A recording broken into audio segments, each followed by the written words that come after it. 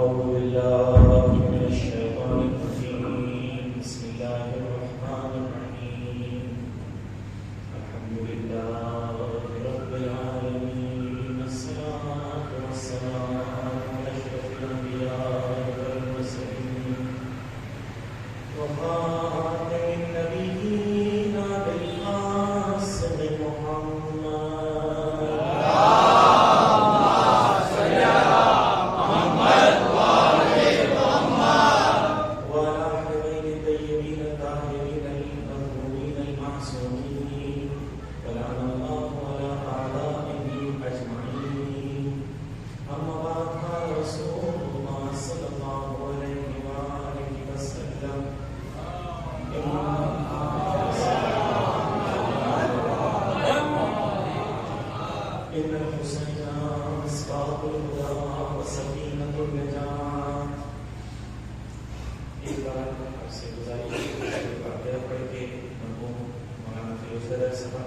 اور جتنے علماء ہمارا سادات کے ہیں جو دنیا سے گزر گئے ہیں خدمات انجام دی سب کی روح کو ارسال کرتے ہیں.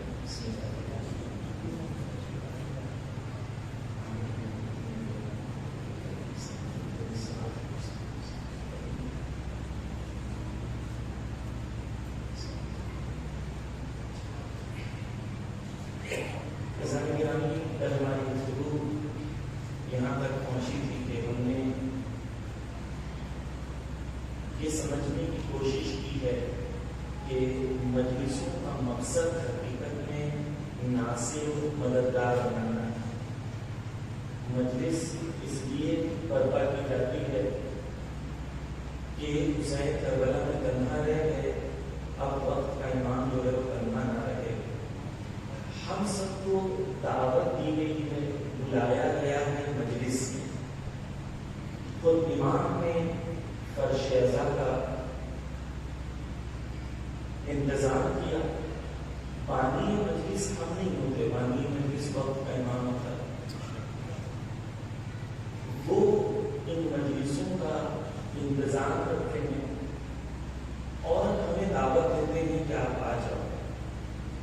لیکن ہم نے یہ دیکھا کہ دعوت ملنے میں فضیلت نہیں، کیونکہ امام نے ہمارے ساتھ بھی دعوت کی، بہتوں کو دعوت کی، لیکن کربلا آئے سے 72. آج میں مطالعہ کر رہا تھا تو جب امام علیہ السلام کو مکہ کے بعد جب امام نکلتے ہیں اور ایک جگہ امام پہنچتے ہیں، زابل غالباً جگہ کا نام ہے، وہاں پر امام کو خبر ملتی ہے کہ مسلم شہید ہو گئے ہیں، حانی شہید ہو گئے ہیں، اور ایک شخص کا نام عبداللہ ہے، وہ بھی شہید ہو گئے. یہ امام کو تب ملتا ہے. تو امام تمام لوگوں کو جو امام کے قافلے میں ہوتے ہیں جمع کرتے ہیں اور سب کو جمع کر کے امام کہتے ہیں کہ دیکھو میں جس راستے پہ جا رہا ہوں وہاں شہادت ہے. میں جس راستے پہ جا رہا ہوں وہاں شہادت ہے، اور میں کوئی آپ کے اوپر اپنی زمان یا ذمہ داری نہیں رکھتا ہوں، کسے جانا چلے جائے. سب سے بڑا حلقہ جو امام سے دور ہوتا ہے وہ یہی ہوتا ہے. یہاں بہت کم لوگ امام کے ساتھ رہ جاتے ہیں. اس سے پہلے سب کو یہ لگ رہا تھا کہ امام کوفہ پہنچیں گے، کوفہ پہنچ کے حکومت بنائیں گے، حکومت بنائیں گے تو حکومت میں ہماری بھی حصے داری اور حقے داری ہوگی. جب تک یہ لگ رہا تھا تب تک امام کے ساتھ بہت سارے لوگ تھے. 30,000 لوگوں نے تک دیکھا، اور بھی بڑا جھوم جو امام کے ساتھ جڑا ہوتا تھا. جب امام نے کہا کسی جانا چاہیے اور میں زمان اٹھاتا ہوں اور میرے ساتھ سے وہ آئے جو موت کے لیے تیار ہے. نعرہ سلام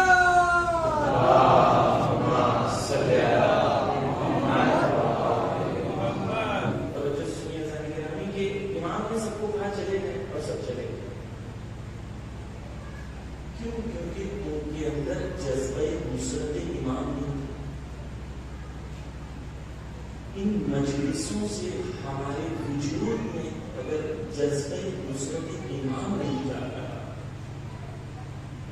جب ایسا مشکل کا وقت آئے گا کہ امام کہیں گے کسی جان دینی ہو میرے ساتھ چلے گا، چھوڑ کے چلے جائیں، قرآن کہے ہم بھی چھوڑ کے چلے جائیں۔ یہ تصور ہمارا صرف لینے والا، حسین تک قربان ہونے والی، بس مجلسیں اس لیے ہیں تاکہ ہمارے اندر جذبہ نصرت پیدا ہو اور اپنے وجود میں احساس ہے، خصوصاً جوان کہ اپنے آپ کو امام کا ناصر و مددگار سمجھے، اپنے آپ کو امام کا ناصر و انصار سمجھے۔ یہ توجہ کی بات ہے کہ ہمیں بلایا گیا ہے، دعوت دی گئی ہے، ہمیں ناصر و مددگار بننا ہے، لبیک کرنا ہے۔ پھر یہاں تک ہماری گفتگو ہوئی تھی، مثالیں پیش کی گئی، حدیث پیش کی گئی، جس کے اندر امام نے کہا تھا کہ جو لوگ ہم سے اس لیے محبت کرتے ہیں کیونکہ نہ ہمارے ان سے کوئی قرابت داری ہے اور نہ ہی ہم انہیں کچھ دیتے ہیں، کچھ دینے کے لیے محبت نہیں کرتے، وہ صرف اللہ اور رسول کے لیے ہم سے محبت کرتے ہیں، تو روز قیامت ہمارے ساتھ اس طریقے سے کھڑا ہے۔ پھر ہم نے یہ سب گفتگو کی، پھر اس بات کو ہی متصل کرتے ہوئے اپنی بات کو آج سے آغاز کرتے۔ تو امام نے کیا کہا؟ امام نے کہا کہ وہ ہمارے ساتھ اس طریقے سے کربلا میں، اس طریقے سے روز قیامت میں کھڑے ہوں گے جیسے یہ دو انگلیاں حدیث کا پڑھی تھی آپ کے سامنے۔ اب توجہ کیجیے، جب لوگ کربلا زیارت پہ جاتے ہیں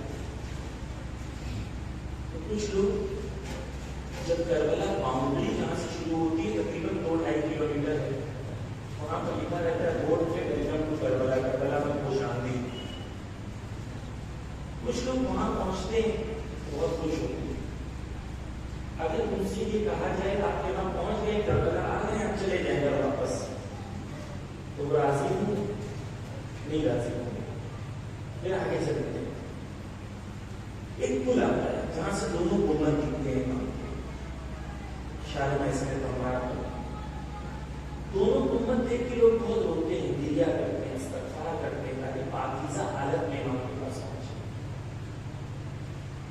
اگر کوئی آپ سے کہے کہ ٹھیک ہے آپ یہاں تک آ گئے، آپ چلے جائیں واپس، آپ چلے جائیں گے؟ نہیں جائیں گے۔ آپ کیا کہیں گے؟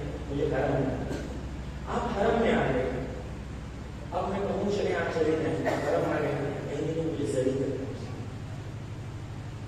امام حسین سے محبت کے درجات ہیں۔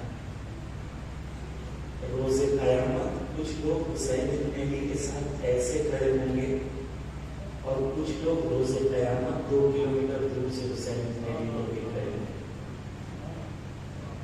نعرہ سلام!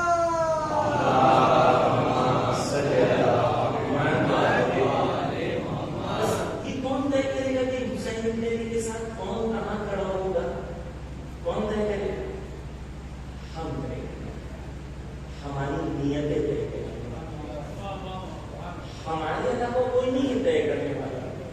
ہمیں حسین تک پہنچانے والی بھی ہماری نفس ہے اور حسین سے دور کرنے والی بھی ہماری نفس ہے۔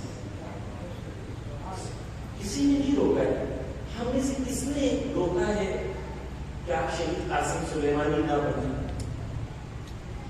وہی عزاداری کے ذریعے سے وہ شہید قاسم سلیمانی بن گئے، یہی عزاداری کے ذریعے سے توجہ کیجیے، اس میں بات کہنے کی بات نہیں ہے، ہم کچھ نہیں کر سکتے، اس میں کون سی بات کہنے کی؟ کچھ نہیں مل سکتا، کیا بن سکے ہوئے؟ بس توجہ سے سنیے ذرا گرامی۔ امام حسین علیہ السلام کہتے ہیں، 8ویں امام کہتے ہیں ایک حدیث میں، کہتے ہیں کلنا سفن النجات، ہم سب کشتی نجات، سب تمام کہتے ہیں، لیکن سفینۃ جد الحسین اوسع واسع، امام کہتے ہیں کہ ہم سب کشتی نجات، لیکن سب سے تیز اور سب سے زیادہ وسیع جو کشتی نجات ہے وہ حسین بن علی کی ذات ہے۔ نعرہ سلام!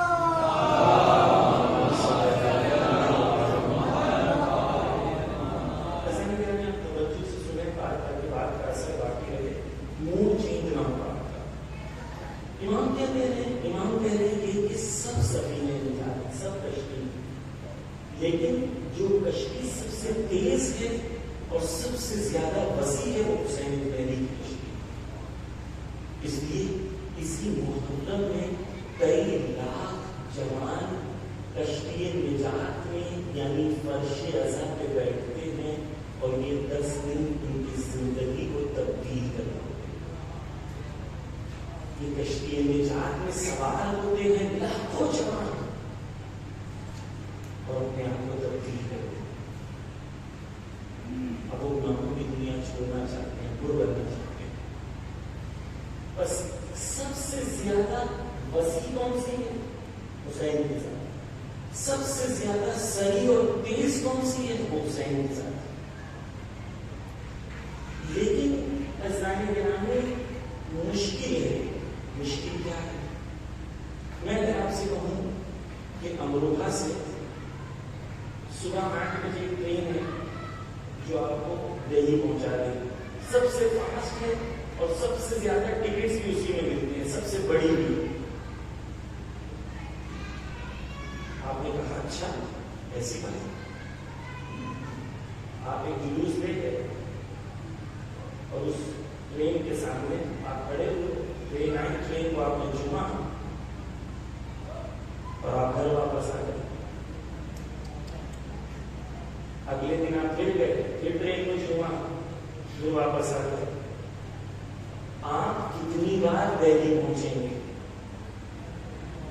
روز اگر چوم کے گھر واپس آ گئے تو کتنی بار دہلی پہنچیں گے؟ عزیزان گرامی کشتیوں میں جانا سوار ہونے کے لیے چومنے کی عظمت ہے, میں اس کو ممکن نہیں ہوں, لیکن چومنا پہلا قدم ہے, احترام دکھانا ہے. لیکن اصل یہ ہے کہ کشتی میں سوار ہونا ہے. عزیزان گرامی کشتی میں سوار ہونے کا مطلب حسین کی تعلیمات کو اپنی زندگی میں اپنانا. اگر حسین کی تعلیمات کو ہم نے اپنی زندگی میں اپنا لیے ہوتے تو ہمارے یہاں قوم میں جھگڑے باقی نہیں ہوتے.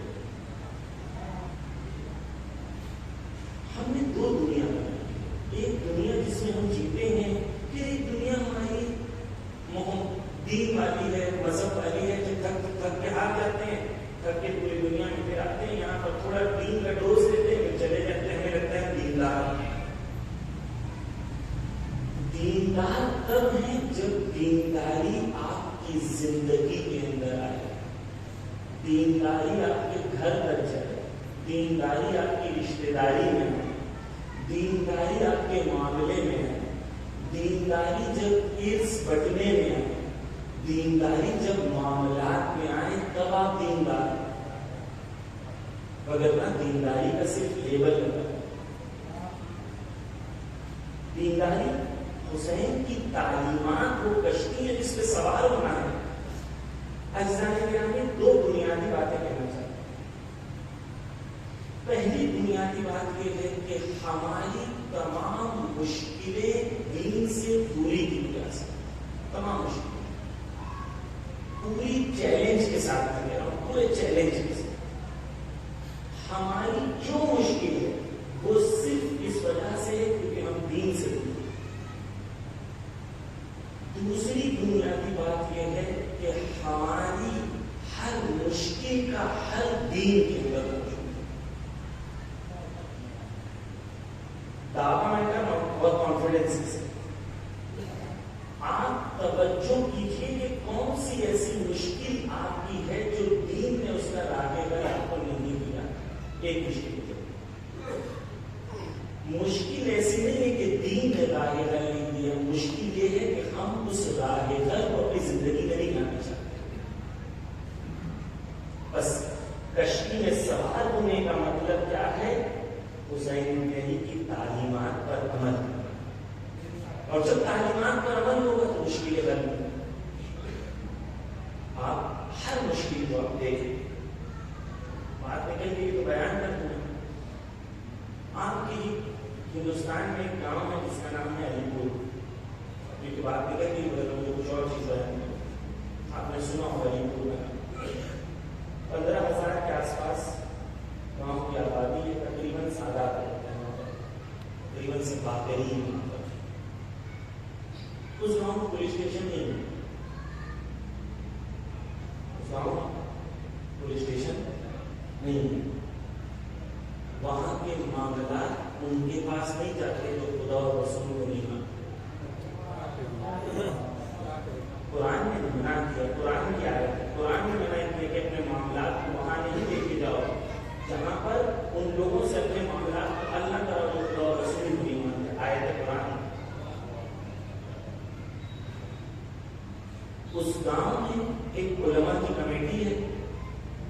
وہاں پر جتنی دینی مشکلیں ہوتی ہیں، طلاق کا مسئلہ ہے، ہر مسئلے کو علماء کی کمیٹی فائنل کرتی ہے اور ان کا حکم آخر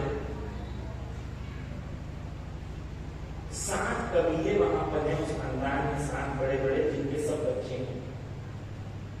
ان لوگوں نے گاؤں میں مل کے ایک کمیٹی بنائی ہے جسے انجمن کہتے ہیں. انجمن کا کچھ نام ہے. یہ انجمن میں جتنے گاؤں کے مسئلے ہیں، مشکلیں ہیں، یہ غیروں کے پاس نہیں جاتے حل کرانے کے لیے. دین کو حاکم سمجھتے ہیں، دین کی تعلیمات کے مطابق اپنے فیصلے خود آپس میں قرآن اور حدیث اور اہل بیت کی تعلیمات کے مطابق خود آپس میں حل کر دیتے ہیں. نعرہ حیدری، نعرہ سلام.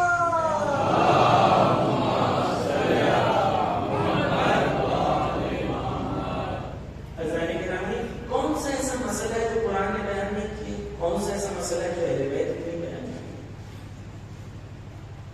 کہ ہم نے دین کو نہیں اپنانا ہے، اپنی زندگی میں دین نہیں لاتے ہیں. دین کو چند رسم بنا کر اور چند عبادت کے شعار بنا کے ہم نے دین کو اپنی زندگی سے جدا کر دیا. یہ دین پر ظلم ہے.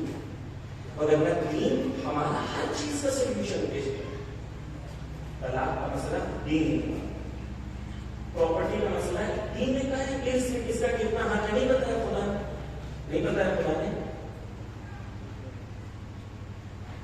لڑکیوں کا حق، بھائیوں کے دو حصہ بھائیوں کا، تو ایک حصہ لڑکیوں کا. ہم میں سے کتنے ہم دیتے ہیں لڑکیوں کو؟ دین نے ارث بتائی تھی، دین نے بتایا تھا کس کا کتنا حق ہے، کسی کتنا ملنا چاہیے. اگر خدا کے سامنے نفس کو حاضر رکھنے کی صلاحیت پیدا ہو جائے، حسین ابن علی کی محبت ہمارے وجود میں اتنی تبدیلی لے آئے کہ ہمیں یہ احساس ہو جائے کہ میرا ایک حصہ وہاں چلا جائے تو مجھے غم نہیں ہے، وہاں کا ایک حصہ میرے پاس نہیں آنا چاہیے، تو ہم نے حسین کو مانا. مگر نا واضح سی بات ہے، قرآن میں خدا نے کہا اس کا اتنا حق ہے، اس کا اتنا حق ہے، اس کا اتنا حق ہے. لے لو اپنے طرف. جو جا رہا ہے غیروں کے پاس فیصلے کے لیے، وہ خود جانتا ہے اس کی نفس میں کہ اس کا حق کتنا ہے. میں کسی خاص خاندان کے لوگوں کی بات نہیں کر رہا ہوں، میں کلی بات کر رہا ہوں. دین کی تعلیمات پر جب عمل ہوگا تو اس گاؤں کے اندر مشکلیں بھی کم ہیں، فساد بھی کم ہے، جھگڑے بھی کم ہیں، اس گاؤں کے اندر طلاق بھی کم ہے، اس گاؤں کے اندر مشکلیں کم ہیں. کیوں؟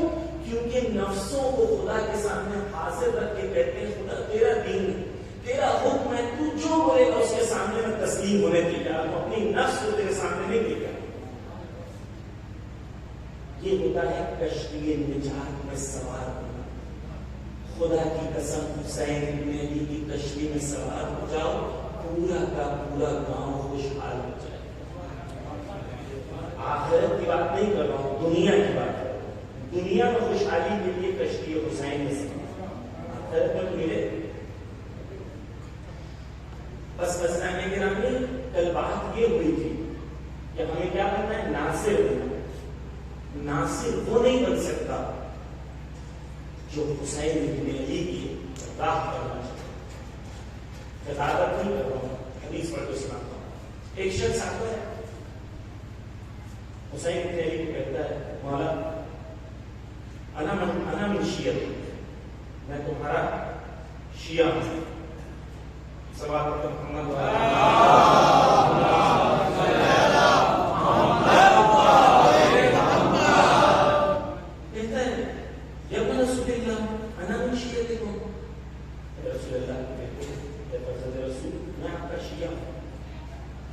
امام کہتے ہیں قال اتق اللہ. امام کہتے ہیں اللہ سے ڈرو، ایسی بات کیوں کرو؟ حسین ابن علی کہہ رہے ہیں تو غلط بات ہے. انا نہیں شیعہ میں تمہارا شیعہ ہوں. امام کہتے ہیں اللہ سے ڈرو, ایسی بات کیوں؟ کہتے ہیں ایسی بات نہ کرو کہ روز قیامت خدا کہے کذبت وفجرت فی دعویٰ, کہ تم جھوٹے ہو, تم نے جو وعدہ کیا ہے وہ جھوٹا وعدہ ہے, تم نے جو دعویٰ کیا ہے وہ جھوٹا دعویٰ ہے. حسین نے اِنَّا شِیعَتَنَا, غور سے سنیے, امام کہہ رہے ہیں اِنَّا شِیعَتَنَا مَنْ سَجَمَتْ قُلُوبَهُمْ مِنْ كُلِّ غَشٍّ وَغَلٍّ وَدَغَلٍ. امام کہہ رہے ہیں کہ ہمارا شیعہ وہی ہو سکتا ہے جو دھوکے سے, کینے سے اور فریب سے پاکیزہ ہو.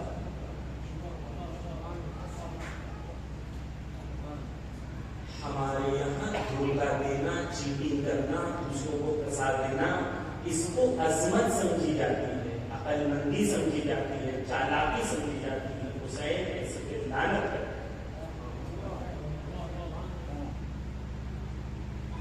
امام کہتے ہیں ہمارا شیعہ وہ ہوگا جس کے اندر تین چیزیں نہیں پائی جاتی. ایسا نہیں میرا ایک میں بہت دست آپ سے گزارش کروں گا, بزرگان میں بیٹھے ہوئے, شیطان کیا کرتا ہے؟ شاید میں نے کہا میں نہیں کہا تھا, مجھے نہیں پتا, لیکن اگر نہیں کہا تو میں اس کو ذمہ داری سمجھتا ہوں. ہمیں اہل بیت نے کہا ہے جب بھی کوئی برائی کی بات ہو, جب بھی کوئی برائی کی بات ہو تو اپنے اندر تلاش کرو, حدیث. اور جب اچھائی کی بات ہو تو سوچو کہ بازو والا جو بیٹھا ہے اس کے اندر کوئی اچھائی ہے, میرے اندر نہیں ہے. ہم مجلس میں بیٹھتے ہیں, جب بھی کوئی برائی کی بات آتی ہے ہمیشہ دوسرے کی طرف دیکھتے ہیں, جب اچھائی کی بات آتی ہے تو اپنی طرف دیکھتے ہیں. یہ برعکس ہے. اس کے لیے ہماری نفس اور مجلسوں کا اثر نہیں ہوتا, کیونکہ پہلے سے ہم ڈیسائڈ کر کے بیٹھے ہوتے ہیں ہم سب جنتی ہیں اور ہمارے اندر کوئی مشکل نہیں.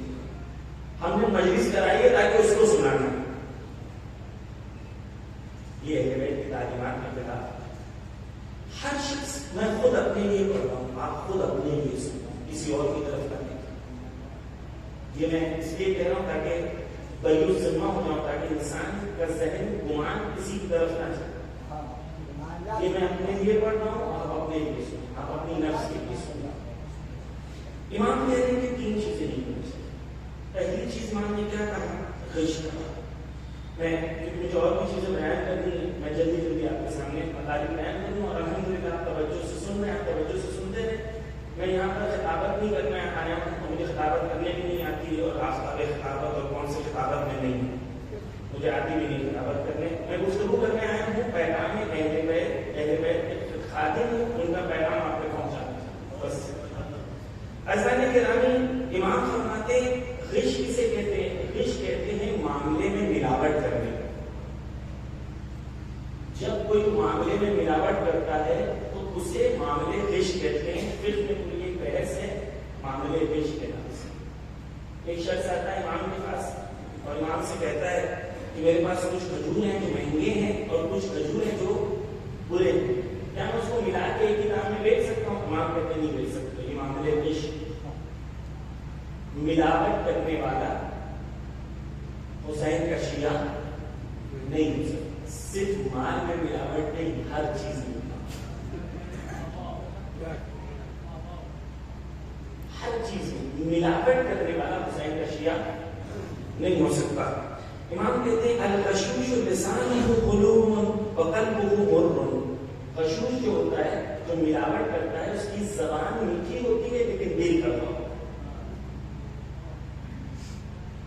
امام کہتے ہیں شر الناس من یخش الناس. کہتے ہیں بدترین انسان وہ ہے جو دوسروں کو دھوکہ دیتا ہے, غش کرتا ہے. تو حدیث بیان کرتے ہیں, اگر بات بہت ایسی ہے لیکن جوانوں کے لیے واضح ہو جائے کہ ہمیں ملاوٹ نہیں کرنی. کوئی بھی چیز ملاوٹ وہ کرے جو ملاوٹ وہ کرے جو خود کو رزاق سمجھتا ہو, جسے لگتا ہو کہ میں کما رہا ہوں, جسے یہ لگنے لگے کہ خدا عطا کرتا ہے, کبھی ملاوٹ نہیں کرتی. کیونکہ اس کے یہاں دینے میں کمی نہیں ہوتی. جتنا میں چیٹنگ سے کما سکتا ہوں اس سے لاکھوں گنا وہ حق کے راستے میں عطا کر سکتا ہے.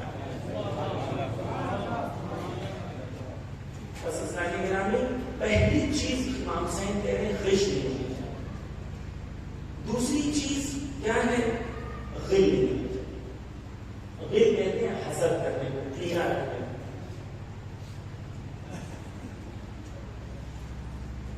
ہر آدمی جو اس وقت یہ سوچ رہے ہیں کہ میں کسی سے حسد نہیں کرتا ہوں،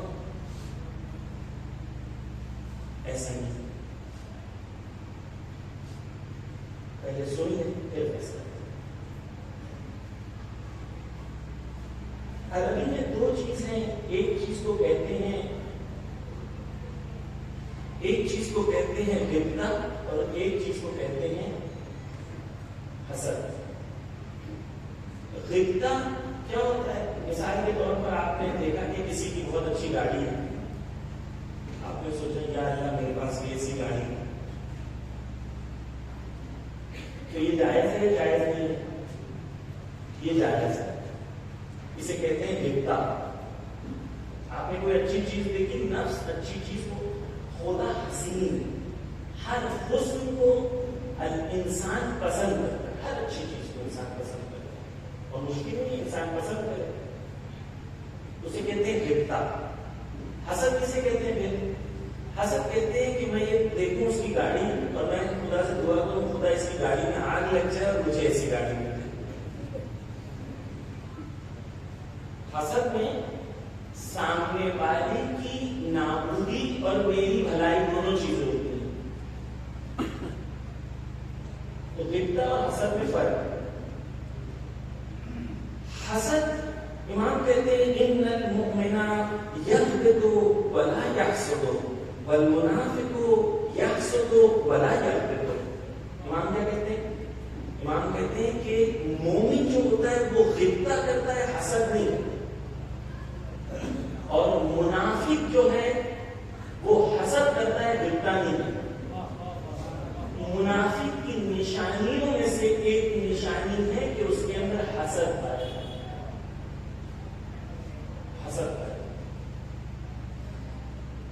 امام فرماتے ہیں لا یجتمع الحسد والایمان فی قلب امر فی قلب واحد. امام کہتے ہیں کہ ایمان اور حسد ایک دل میں ایک ساتھ جمع نہیں ہو سکتا.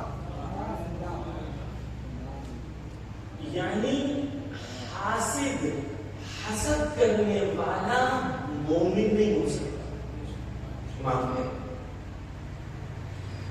امام کہتے ہیں حسد کرنا شیطان کے تیروں میں سے ایک تیر ہے. امام ایک جگہ کہتے ہیں الحاسد یضر بنفسہ قبل ان یضر بالمحسود. امام کہتے ہیں حاسد جو ہوتا ہے، امام کہتے ہیں حاسد جو ہوتا ہے، حسد کرنے والا، دوسروں کو نقصان پہنچانے سے پہلے خود کو نقصان پہنچاتا ہے. حسد کرنے والا دوسروں کو نقصان پہنچانے سے پہلے خود کو نقصان پہنچاتا ہے. مثال کے طور پر کسی کا گھر ہے، بہت خوبصورت بنا ہے، ایک شخص حسد کرے مرے جا رہا ہے، وہ سامنے والا اچھے گھر میں خوش رہ رہا ہے، یہ روز حسد کر کے مرے گا. دوسروں کو نقصان پہنچانے سے پہلے وہ خود اپنی نفس کو نقصان پہنچاتا ہے. آخری چیز بیان کر دوں، حسد کے سلسلے میں معصوم کہتے ہیں حسد جو ہوتا ہے ایمان کو ایسے کھا جاتا ہے جیسے لکڑی کو، سوکھی لکڑی کو آگ کھا جاتا ہے.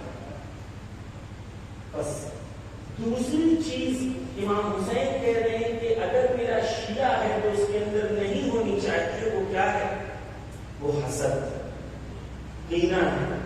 خوش ہو آپ کے پڑوسی نے گھر میں اچھا گھر بنایا، خوش ہو اس کے لیے، خدا سے دعا کریں خدا اتنا اچھا گھر بنایا ہے، مجھے بھی خدا ایسا گھر عطا کر.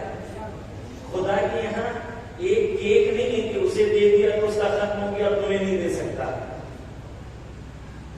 خدا کے یہاں ختم نہیں ہوتا، ایمان ہمارا ہونا چاہیے. بس حسد ایک بیماری ہے، جو یہ بیماری میں مبتلا ہو جائے قوم کو، خود کو نابود کر. ہماری بڑی مشکلوں میں سے مشکل یہ ہے کہ حسد کا انجمن بازی کیوں مقام طلبی کیوں ہوتی؟ کیوں انسان کو مقام چاہیے، کیوں پوزیشن چاہیے، کیوں سیکرٹری بننا چاہیے، کیوں دوسرے کو بننے جانتا ہے میرے سے ایمان میں، تجربے میں، ہر چیز میں وہ میرے سے افضل ہے، لیکن نہیں بننا چاہتا. امام خمینی رضوان کا پہلا، کیونکہ بات اور نہیں بڑھانی ہے.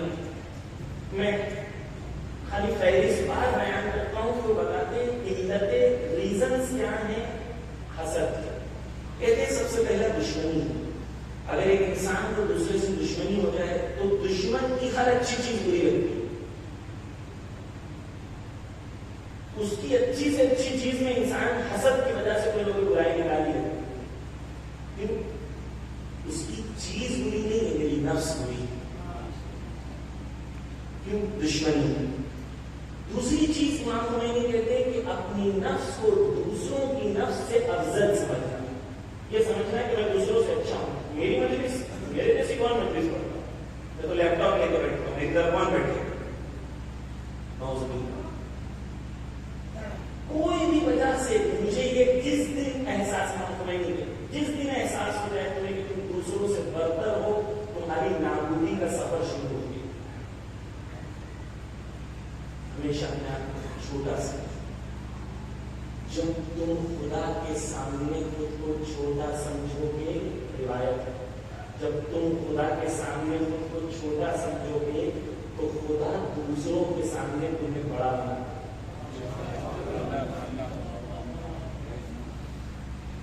امام خمینی کہتے ہیں نفس کو بڑا سمجھنا. تیسری چیز تکبر کا ہونا, انسان کے اندر غرور ہونا, تکبر ہونا, چاہے جس وجہ سے. واقعہ بیان کر دوں تھوڑی سی بات, موسم کا حال تبدیل کر کے. ایک شخص کا رسول کا زمانہ ہے. رسول کے زمانے میں تھوڑا پیسے والا تھا, تو ہوتا ہے کچھ پیسے والے ہو جاتے ہیں تو پھر اس کے بعد ان کا چلنے کا طریقہ بدل جاتا ہے, سلام کرنے کا طریقہ بدل جاتا ہے, ان کے بیٹھنے کا طریقہ بدل جاتا ہے, ملنے کا طریقہ بدل جاتا ہے. رسول اللہ کے زمانے میں بہت پیسے والا تھا. رسول اللہ کے قریب بیٹھا ہوا تھا, ایک غریب آیا اور غریب آ کے اس کے قریب بیٹھ گئے. تو اس نے اپنے دامن کو ایسے سمیٹ لیا, دامن کو سمیٹ لیا. وہ غریب نے بھی دیکھ لیا, اس نے دامن کو سمیٹ لیا. رسول اس سے پوچھتے ہیں کیا تیری دولت اس کے پاس جا رہی تھی یا اس کی غربت تیرے پاس آ رہی تھی؟ کیا تیری دولت اس کے پاس جا رہی تھی یا اس کی غربت تیرے پاس آ رہی تھی؟ اور سنی ایمان اس کے اندر تھا. اس نے کہا میں توبہ کرنا چاہتا ہوں. لیکن ایمان, میں توبہ کرنا چاہتا ہوں. میری جتنی دولت ہے اس میں سے آدھا حصہ میں اس کو تحفہ دینا چاہتا ہوں.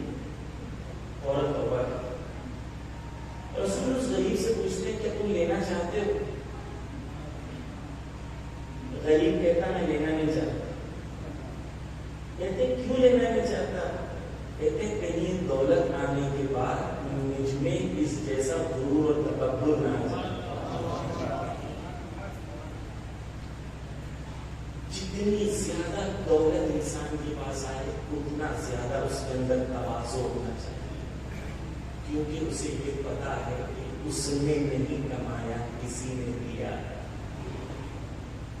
جس کو یہ احساس ہوتا ہے کہ خود نہیں کمایا ہے, کسی نے دیا ہے, تو خود کی نفس کا تکبر نہیں ہوتا.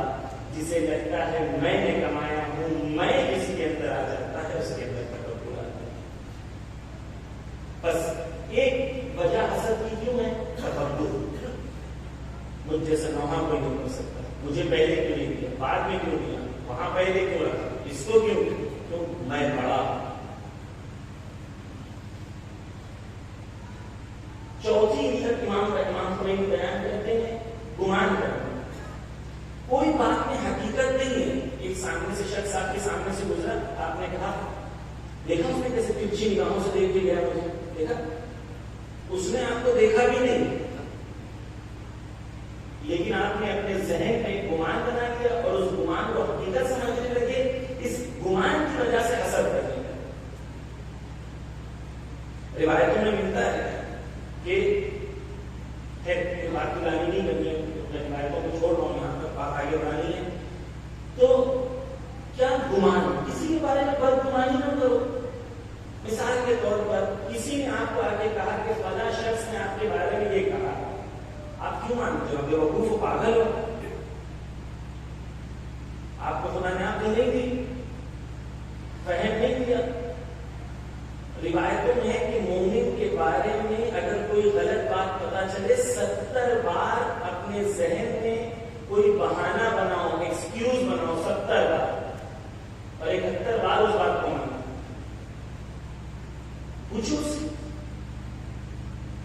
شخص کا نمبر ہے، واٹس ایپ نمبر ہے، فون نمبر ہے، اس سے کے بات کریں. اگر آپ نے کہا ہے تو کیوں کہا، بات حل ہو جائے گی. لیکن ذہن میں اسے رکھتے ہیں، گمان رکھتے ہیں کہ اس کے بعد دشمنی شروع کر. اسلام نے کیا کہا؟ اس نے زن رکھو، مشکل حل ہو.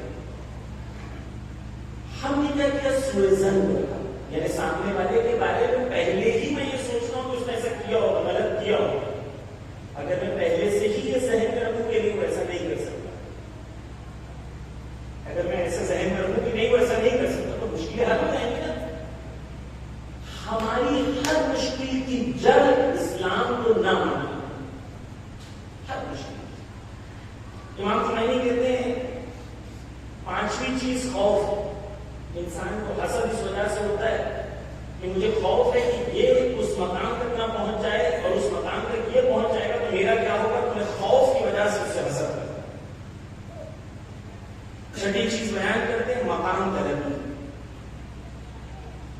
جو بھی مقام عزیزان گرامی، مقام توجہ سے، جو بھی مقام لے روز قیامت اسے اتنا زیادہ حساب دینا. میں مجلس پڑھنے بیٹھا ہوں عزیزان گرامی، خدا شاہد ہے، اگر آپ یہاں پر 500 لوگ، جتنے لوگ آپ بیٹھے ہیں، مجھے روز قیامت جواب دینا ہے کہ 500 لوگ آئے تھے حسین ابن علی کی بات سننے کے لیے، کہیں تم نے انہیں خندق خیبر سنا کے ٹہلا کے واپس تو نہیں بھیج دیا. میں نے حسین ابن علی کی تعلیمات کتنی پہنچائی مجھے روز قیامت جواب.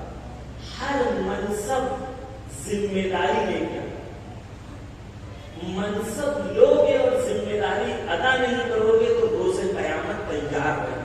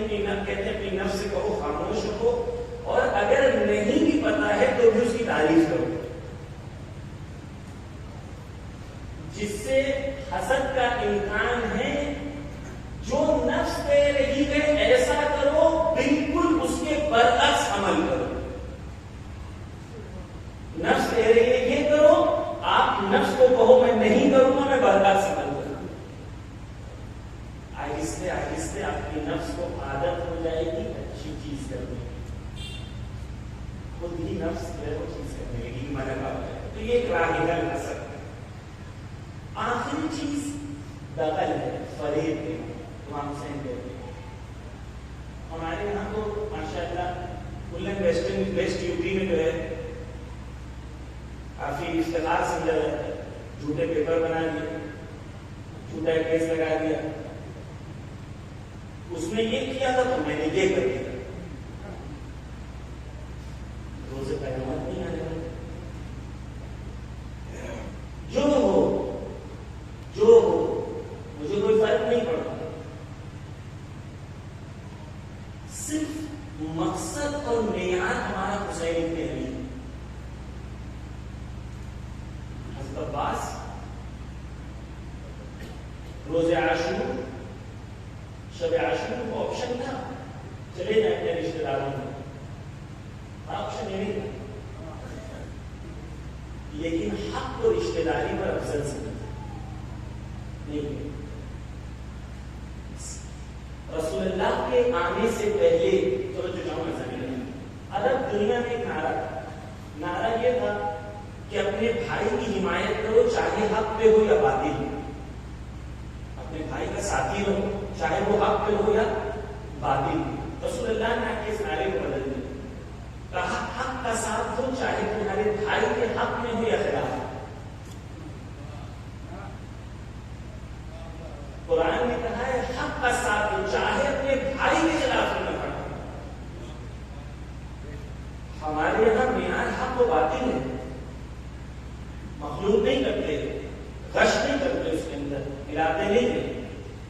بس حسد سے بچے, فریب سے بچے. فریب یعنی اپنی پوزیشن کو بدل لینا. فریب کا جو اصل ورڈ دخل کا مطلب یہ ہوتا ہے کہ اپنی پوزیشن کو بدل لینا, فریب دینا. یعنی کبھی ادھر کبھی ادھر تو کبھی ادھر, کوئی پتہ نہیں ہوتا, ان کی کوئی آئیڈیالوجی کا پتہ نہیں, کبھی ادھر ہے تو کبھی ادھر ہے تو کبھی ادھر. ایسے لوگوں نے اہمیت کو ہمیشہ مظلوم کیا, آخر تک پتہ ہی نہیں چلا کہ کس کے ساتھ ہے. بس 3 چیزیں مولا کہہ رہے ہیں کہ میرے شیعوں کے اندر نہیں ہو سکتی. کون سی 3 چیزیں؟ کون سی 3 چیزیں؟ کون سی 3 چیزیں؟ غش, غیب اور غلط. معاملے میں دھوکے دینا, حسد و کینہ رکھنا اور فریب کرنا. یہ تینوں چیز مومن کے اندر, شیعہ کے اندر, حسین ہے, امام حسین ہے, یہ تمہارے اندر نہیں ہو سکتی اگر تم میرے شیعہ ہو. تو یہ 3 چیزیں ہمیں اپنے اندر سے باہر نکالنی تاکہ حسین ابن علی کی محبت بنا رہے. عزیزان گرامی میں ایک گھر ہے, ایک کمرہ ہے پورا بھرا ہوا. اس کمرے میں آپ نے ایک بہت مہنگا صوفہ خریدا, بہت مہنگا صوفہ تھا. آپ چاہتے کہ اس گھر میں رکھ دیں, اس کمرے میں لے دیں, لیکن وہ کمرہ پورا بھرا ہوا. آپ لے جا سکتے ہیں. اگر آپ اس کمرے میں اس صوفے کو لے کے جانا چاہتے ہیں تو پہلے اس کمرے کی کباڑ کی جو چیزیں ہیں ان کو نکالنا ہوگا. حسین ابن علی کو اگر اپنے دل میں جانا چاہتے ہو تو ان چیزوں کو دل سے پہلے نکال دو جن کے ساتھ حسین نہیں رہ سکتے. حسین جس کے ساتھ نہیں رہ سکتے, حسین نجاست کے ساتھ نہیں رہ سکتے. جب تک دل میں نجاست موجود ہے حسین اپنے دل کو پاکیزہ رکھنا ہے. 3 چیزیں بیان کی آج. آخری چیز آپ کے ساتھ بیان کرنی ہے وہ یہ ہے کہ جوان, خاص طور پہ میں گفتگو جو بزرگان ہیں ان کو میں احترام کرتا ہوں, اور آپ مجھ سے بہتر علماء اور بہتر مجلس سے آپ نے سنوں کہ میں جوانوں کو خاص طور پہ تاکید کرتا ہوں کہ آپ ارادہ رکھیں کہ آپ کو حسین ابن علی تک پہنچنا, آپ کو کوئی نہیں پوچھ سکتا. کیوں کہہ رہا ہوں جانتے ہیں؟ کیونکہ حسین وعدہ کیا ہے, حسین کی میں مدد کروں گا, اگر تم 1 قدم بڑھاؤ گے میں 10 قدم بڑھاؤں. مولانا مجلس بہت اچھی پڑھی, میں نے مجلس اچھی نہیں پڑھی ہے. جانے کا مجلس اچھی ہے یا نہیں کب پتا چلتا ہے؟ جب مولانا چلے جاتے ہیں, قوم کے اندر اگر تبدیلی آئی تو اچھی بھی, تبدیلی نہیں ہے. یہ بابا معیار نہیں ہے, یہ جتنی بابا کرتے ہیں معیار نہیں ہے.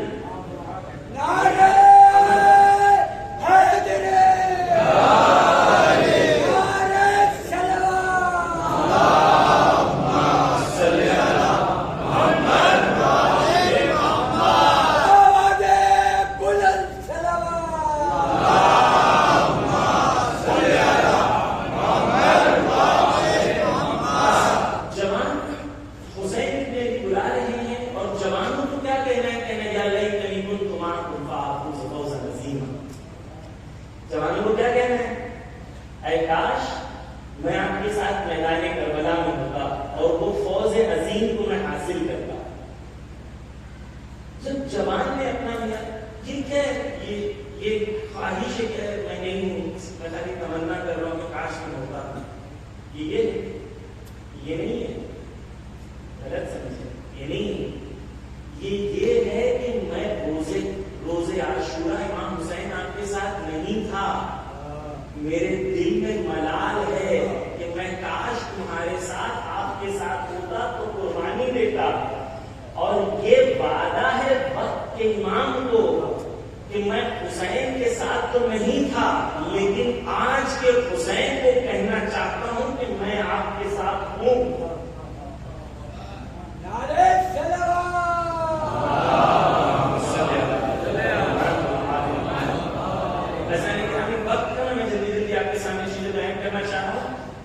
یا لیتنا کہنا یعنی میں تیار ہوں، یا لیتنا کہنا یعنی کہ میں لشکر میں شامل ہونے تیار ہوں. میری تمنا ہے کہ میں شامل ہونا چاہتا ہوں لشکر میں. میری تمنا ہے کہ میں اس گناہوں کی دنیا کو جو میرے موبائل کے اندر بسی ہوئی ہے اس کو چھوڑ کے حسین ابن علی کی بارگاہ میں آنے کو تیار ہوں. میں تیار ہوں. ایسا نہیں کہ میں بیان کروں گا، جوانوں کے مسائل کو بھی بیان کروں گا، شادی کے سلسلے میں بھی بیان کروں گا، واٹس ایپ فیس بک کے مسئلوں کو بھی بیان کروں گا انشاءاللہ آگے کی مجلسوں میں. بس ہر جوان جو تمنا کرے کہ انہوں کو حسین ابن علی کی طرف پلٹنا ہے، حسین آپ کی مدد کرے، حسین ملا، حسین مدد کرے. توجہ کیجیے، ایران میں ایک آدمی ہے جس کا نام شہید ہے، جن کا نام ہے شہید طیب. ان کو ایران میں حر انقلاب کہتے ہیں، لیکن انقلاب جو ایران میں آیا تھا اس کا حر کہتے ہیں. کیوں کہتے ہیں کہ یہ ایک موالی گنڈے قسم کے انسان تھے. پھر میں نے آپ کو ایک شرابی کا واقعہ بتایا تھا جو جوان سن رہے ہیں. میں آپ کو روز یہ کانفیڈنس دلانا چاہتا ہوں کہ آپ حسین کے پاس آ سکتے ہیں، اس دنیا کو چھوڑ کے اس دنیا میں آ سکتے ہیں. کوئی گناہ اتنا بڑا نہیں ہے کہ حسین اسے معاف نہ کرے، کوئی گناہ نہیں. حسین بہت بہترین ارادہ مضبوط. شہید طیب موالی قسم کے انسان تھے لیکن امام حسین سے بہت، بس یہی چیز ہے جو بچا لیتی ہے. لیکن جب دل نہ صرف زبان. امام خمینی نے انقلاب کا آغاز کیا، 1963 کا زمانہ ہے، امام خمینی نے انقلاب کا آغاز کیا. شہید طیب نے امام خمینی کے فیور میں ایک جلوس نکالا، ان کو پکڑ لیا. شاہ کی ملٹری نے ان سے کہا صرف ایک چیز کہنا ہے تمہیں آزاد کر. کہتے ہیں کیا کہنا ہے؟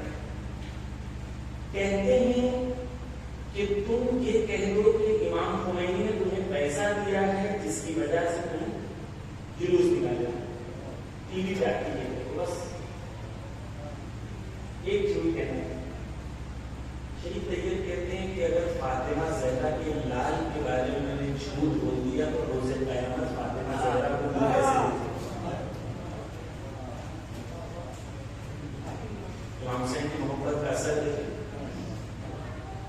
جو جوان رو رہے ہیں سمجھ رہے ہیں امام حسین کے لیے طرف رکھتا ہے. شہید طیب انہوں نے شہادت کے جام کو قبول کیا، ایک جھوٹ نہیں بولا. امام خمینی والا کون سی چیز تھی؟ حسین ابن علی کی محبت، وہی آزادی، یہی علم جسے اٹھاتے ہیں.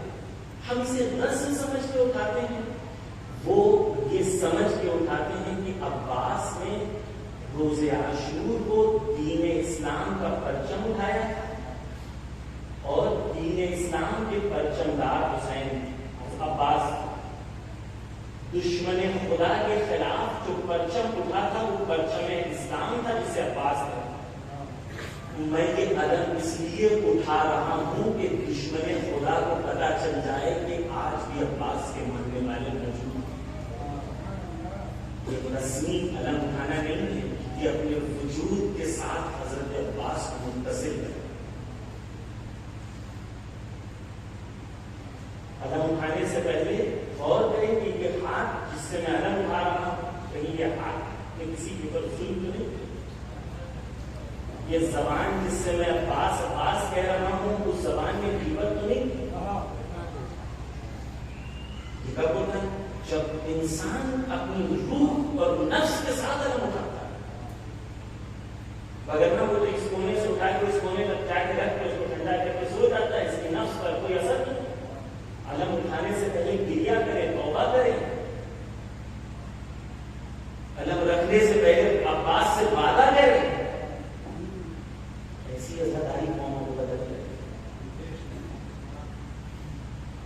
بس عزیزان گرامی توجہ کیجیے, حور کو کس چیز نے بدلا؟ فرش اذان. حور کو کس چیز نے بدلا؟ امام حسین کی محبت. آپ کو کون سی چیز بدلے گی؟ مجھے کون سی چیز بدلے گی؟ یہی فرش اذان, یہی امام حسین کی محبت. بس ارادہ اپنے مسلم. عزیزان گرامی, قرآن میں یہ پلٹنے کا جو سفر ہے, توبہ اسے کہتے ہیں عربی میں. جو انسان اگر ارادہ کر لے کہ میں توبہ کرنا چاہتا ہوں, یہ آج کی آخری بات ہے, تھوڑی سی پرانی ہے, تھوڑا میں وقت آج زیادہ دوں, جوان جو بچے ہیں بزرگاں ہیں ان سے معذرت ہے. توبہ کہتے کسے؟ توبہ کا مطلب اللہ کو اللہ کو اللہ کو اللہ کو اللہ کو, یہ ہے. توبہ زبان کی حالت کا نام نہیں ہے, قلب کی حالت کا نام. توبہ دل کی کیفیت کا نام. ایک شخص مولا کائنات کا زمانہ ہے,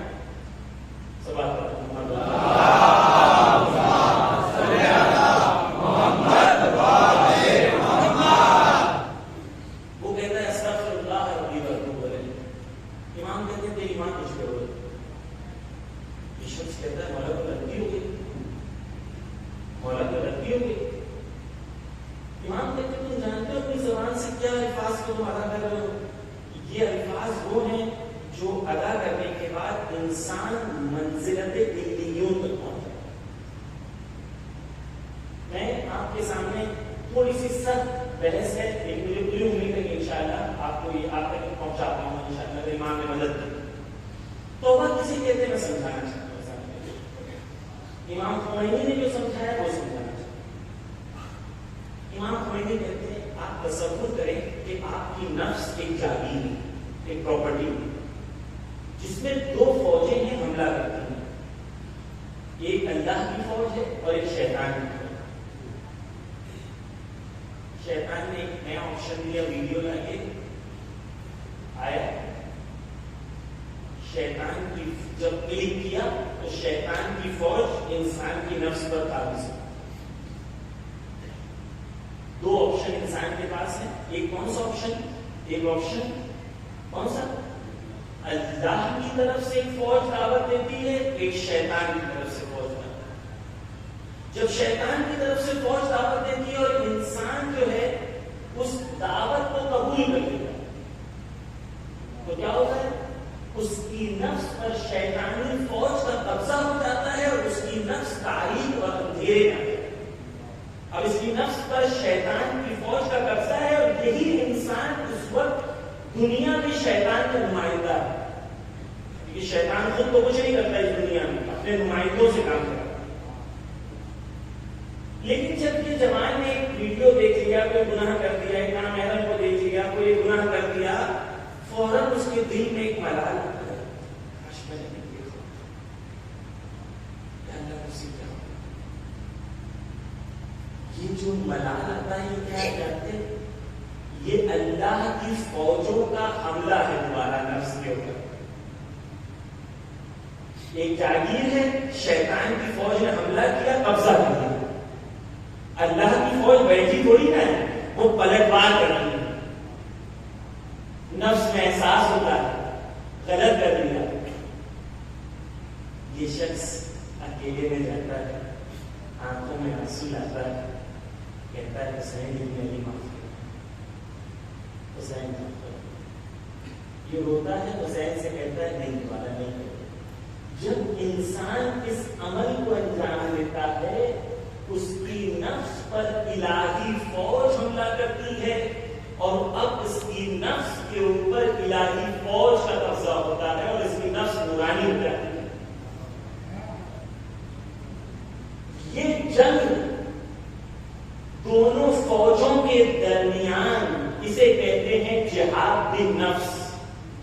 اسے کہتے ہیں نفس کی لڑائی، نفس کا جہاد. اور یہ جنگ انسان کی موت تک ختم نہیں ہوتی، آخری لمحے تک شیطان کسی نہ کسی بہانے سے بہکانا چاہتا ہے. اسے کہتے ہیں جہاد کی نفس. توبہ کسے کہتے ہیں؟ توبہ یعنی الہی فوجوں کا دوبارہ حملہ کرنا اور جیت جانا، اور نفس پر الہی فوجوں کا پھر سے قبضہ ہو جانا اور نفس میں دوبارہ نورانیت کا پلٹ آنا، اسے کہتے ہیں توبہ.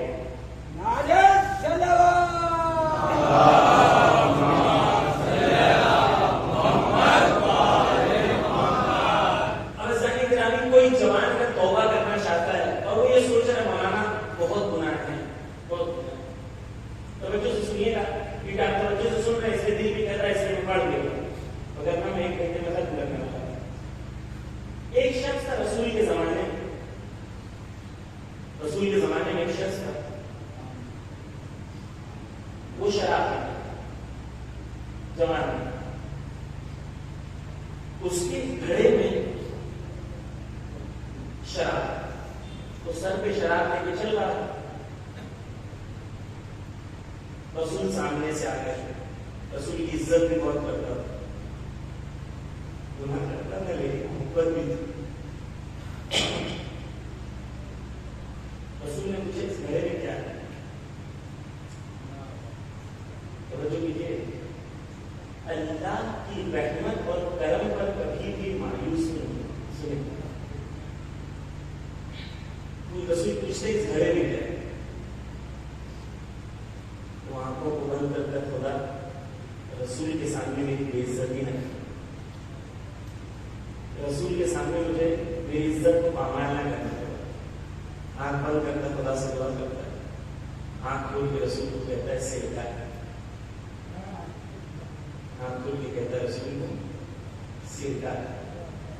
رسول کہتے ہیں ہم. وہ کھڑا ہو جاتا ہے، وہ شراب سرکے میں ہوتی ہے.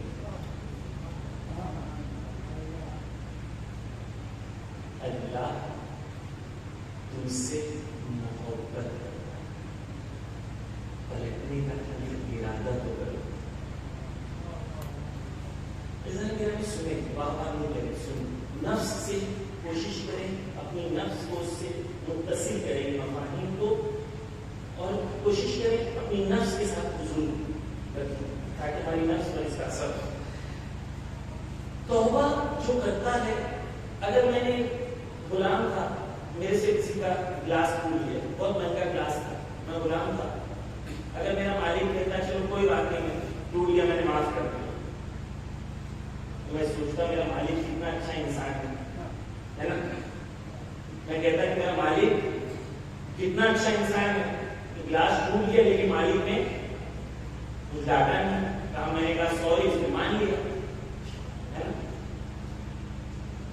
توبہ کے 4 مرحلے ہیں، صرف آپ کے سامنے بیان کرنا ہے اور آپ سمجھیں کہ خدا کتنا کریم ہے، کتنا کریم ہے خدا. سب سے پہلے خدا کہتا ہے کہ جو آیت میں ترجمہ بیان کروں وقت نہیں رہنے کے لیے، خدا کہتا ہے جس سے اللہ محبت کرتا ہے اللہ یغفر لکم ذنوبکم، اللہ ان کے گناہوں کو بخش دیتا ہے.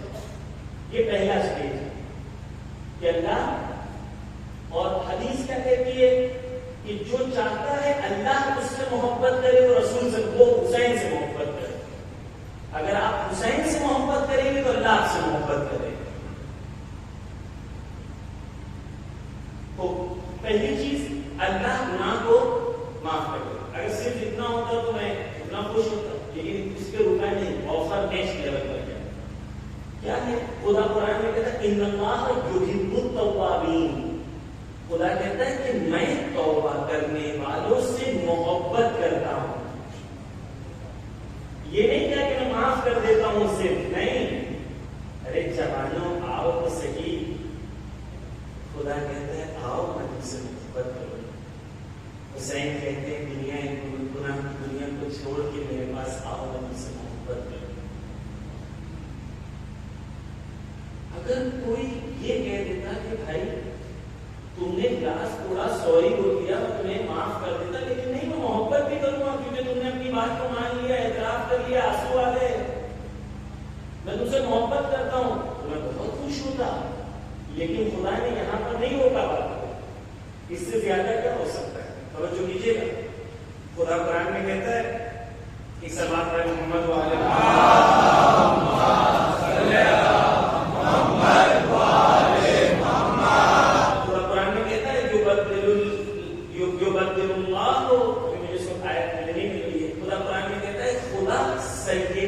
یعنی برائیوں کو اچھائیوں میں, نیکیوں میں تبدیل کر کے. ایک انسان نے برائی کی, گناہ کیا تھا, اسے روزے قیامت اس کا عذاب ملنے والا تھا. خدا قرآن میں کہتا ہے کہ میں اس برائی کو نیکی میں تبدیل کروں گا. کرم دیکھیں خدا کا. ایک عارف کے, بہت بڑے عالم دین, یہ ایک سمندر کے کنارے بیٹھے ہوئے اپنے شاگرد کو کہتے ہیں, تم جانتے ہو خدا کا کرم کتنا ہے؟ کہتا نہیں. کہتا ہے سمندر بھی کرم.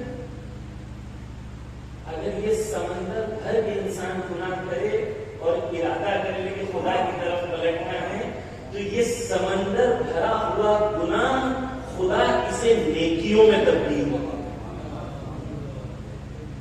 تو جو جوان بیٹھ کے یہ سوچ رہے کہ نہیں میں نہیں کر سکتا ہوں, تو خدا قرآن میں کہہ رہا ہے, حسین کہہ رہے ہیں, رسول کہہ رہے ہیں کہ نہیں تم کر سکتے ہو. اسی لیے تو حسین نے بلایا ہے. آپ کیوں بیٹھے؟ میچ دیکھ سکتے تھے نا, کیوں بیٹھے ہو؟ اس لیے بیٹھے ہو کیونکہ تم نے ثابت کیا ہے کہ اس چیز سے یہ چیز تمہاری نفس کے لیے افضل ہے. بس توبہ کی 4 سٹیجز. اچھا, کوئی کمپنی ایک آفر لگاتی ہے, بھائی ٹی وی جو ہے 50% میں ہے, آپ خوش ہو جاتے ہیں. توبہ کا اتنا بڑا آفر لگایا, ہم خوشی نہیں ہو رہے. اچھا, جو کمپنی آفر لگاتی ہے, بھائی دیوالی آفر ہے, یہ تاریخ کو شروع ہوگا, یہ تاریخ کو ختم ہو جائے گا. رسول کہتے ہیں باب التوبہ مفتوح. رسول کہتے ہیں دروازہ جو توبہ کا ہے وہ آدھی رات کو بھی کھلا ہوتا ہے, صبح بھی, شام بھی. جب دل کرے مصلی بچھاؤ, خدا کے سامنے سجدہ کر لو, توبہ کر لو, خدا کی طرف پلٹ جاؤ, اپنے وجود کو نورانی اور حسینی بنا لو.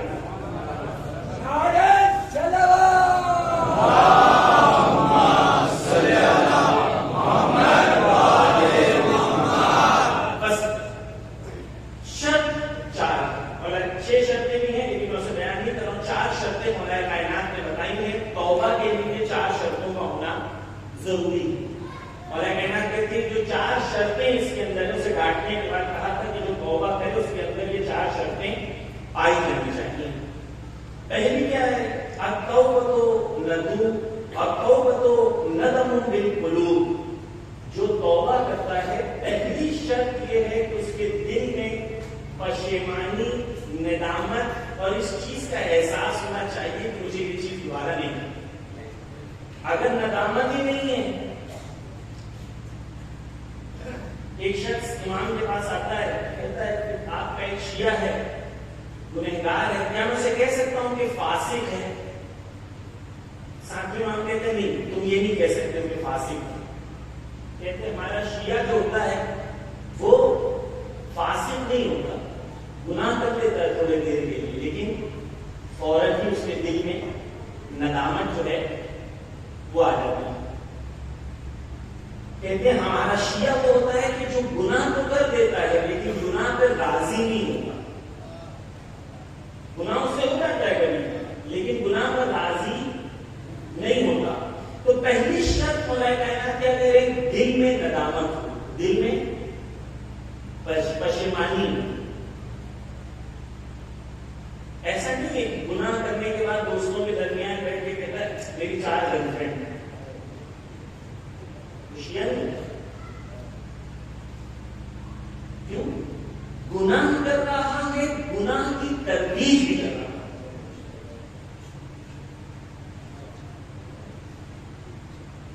تو یہ الگ منزل ہے. گناہ سے توبہ کی پہلی شرط ندامت ہے, یعنی نفس کے اندر اس سے نارضایت کا ہونا. واستغفار اپنی زبان سے پہلے دل میں فیلنگ ہے، پھر زبان پر اجرا ہے استغفار.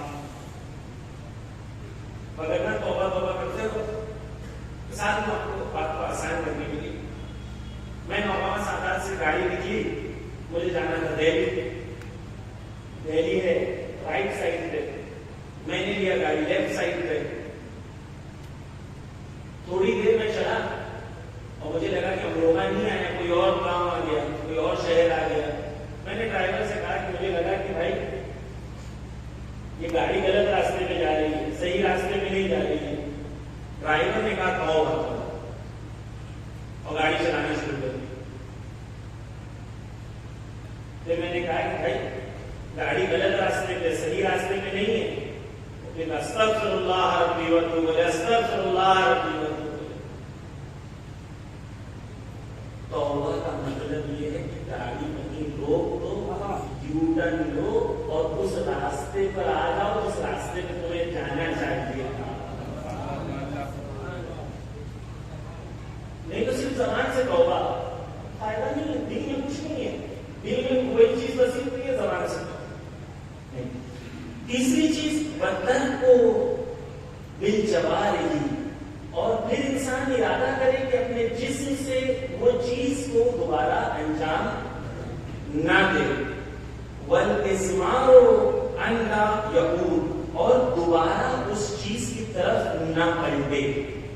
یہ چار چیزیں اگر پائی جاتی ہیں تو ہم توبہ کے لیے تیار ہیں. کل میں نے عرض کیا تھا حضرت حر اگر صرف تمنا کرتے رہتے، حضرت حر نے کیا کیا؟ توبہ کی نا حضرت حر نے. پھر میں نے زہیر کے بارے میں پڑھا، تو حضرت حر کے بارے میں نہیں پڑھا، یاد نہیں پڑھا تھا، نہیں پڑھا. لیکن حضرت حر نے کیا کی؟ توبہ کی. اپنے آپ کو جنت اور جہنم کے درمیان دیکھ رہے تھے. یہ کہا تھا حضور نے شب عاشور کیا کہا تھا؟ میں اپنے آپ کو جنت اور جہنم کے درمیان پا رہا ہوں. ہم میں سے کتنے ہیں جو جنت اور جہنم کے درمیان میں ہو؟ حضور نے کیا کیا؟ الندامۃ بالقلب، قلب سے حضور کے دل میں ندامت ہوئی، نادم تھا، پشیمان تھا، رو رہا تھا. سپاہی نے آ کے اس سے کہا کہ اگر مجھ سے کوئی پوچھتا کہ سب سے بہادر انسان کون ہے ہماری فوج میں، تو تمہارا نام لیتا، لیکن تم لرز کیوں رہے؟ کہا کہتے ہیں میں جنت اور جہنم کے درمیان کو پا رہا ہوں. ندامت دل میں تھی، زبان سے استغفار کیا. حسین ابن علی کے پاس آئے اور کہا کہ میری توبہ قبول ہوگی. توجہ ہے، انہوں نے توبہ کی. پہلے دل میں ندامت، دوسرے مرحلے میں انہوں نے کیا کیا؟ آگے استغفار زبان سے کی، لسان سے، ہے نا. صرف وہیں کھڑے رہتے، کاش میں امام حسین کے ساتھ ہوتا، اے کاش میں امام حسین کے ساتھ ہوتا. اس کی پوری تسبیح پڑھ رہا تھا. آج ہم خود کو علیہ السلام کہتے ہیں یا لعنت کرتے ہیں؟ صرف تمنا پہ باقی رہ جانے والے حسین کے ساتھ نہیں آ سکتے. ارادہ کیا، انہوں نے کیا کیا؟ ارادہ کیا، آئے. زبان سے حسین کے سامنے توبہ کی. تیسری چیز کیا تھی؟ جوارے سے دوبارہ اس چیز کو عمل نہ کرنا اور وعدہ کرنا کہ اس دنیا میں دوبارہ نہیں پلٹیں گے. اس لیے حسین ابن علی سے کہا سب سے پہلے میں قربانی. موقع نہیں دیا نفس کو کہ نفس دوبارہ بھولا جائے. برائے خود نے توبہ کی. تو بس توبہ کے یہ چار مرحلے ہیں، اور ادھر سے وعدہ خدا کا ہے. گرو کو کیا کہا حسین؟ یہ کہا جاؤ معاف کرتا ہوں. یہ کہا گرو کو حسین نے کیا کہا؟ جاؤ معاف کرتا ہوں. اپنے ساتھیوں کو کہا جاؤ لے کے آؤ میرا مہمان. میں جوانوں سے کہتا ہوں خاص طور چھوڑ دو اس